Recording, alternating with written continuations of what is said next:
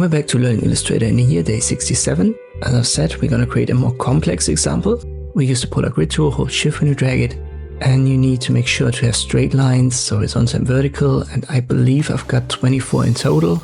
So use the arrow keys up and down, left and right to adjust that. When it comes to the concentric circles, you don't have to have a set number. Just make sure that you have enough. So not just 4 or 5, so maybe around 20 or what I've got here. And that's enough. Now go to the center, hold shift and alt. And my polar grid is a little bit off. So my mistake here, I need to create that yet again. So delete this one, polar grid tool, left click drag and then hold shift. I think I've forgotten to hold shift or release it too early. Now our polar grid outer circle should be fine.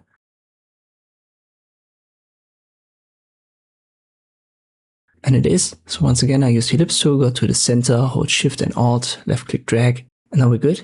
I've already shown you in a thumbnail what we're going to create. It's this typical atomic nuclear radiation sign.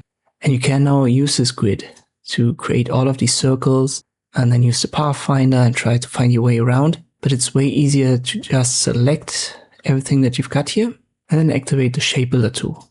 And you can hover over all of these cells and you can see they get highlighted.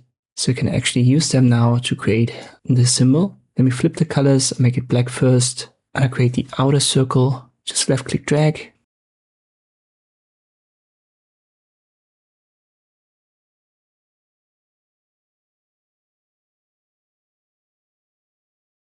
Once we've got that, we create the inner circle.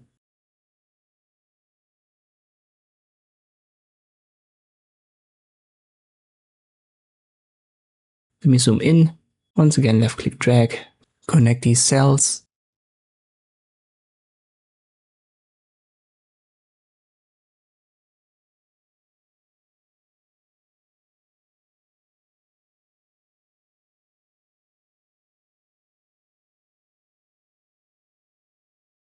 Alright, now we need the 3 elements on left, right and bottom. And here we need to make sure to have the right geometry.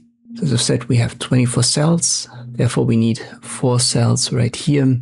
And then 2 cells of distance between the circles and elements. And we use the horizontal and vertical lines. So these straight lines that have an angle of 90 degrees. And that's how we can separate our circle into 6 equal pieces. So 3 pieces of black. And then 3 pieces for the negative shapes, and they will all have the same size then.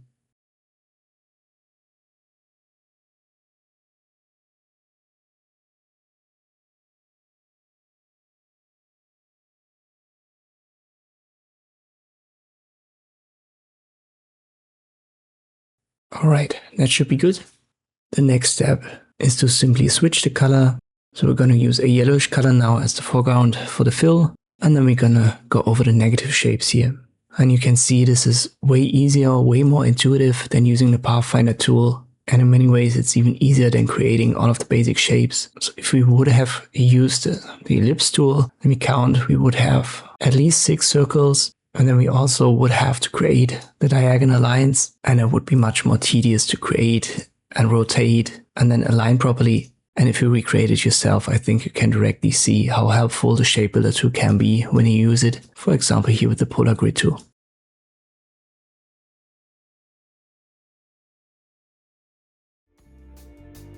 I hope this video was helpful. Thank you for watching and I'll see you next time.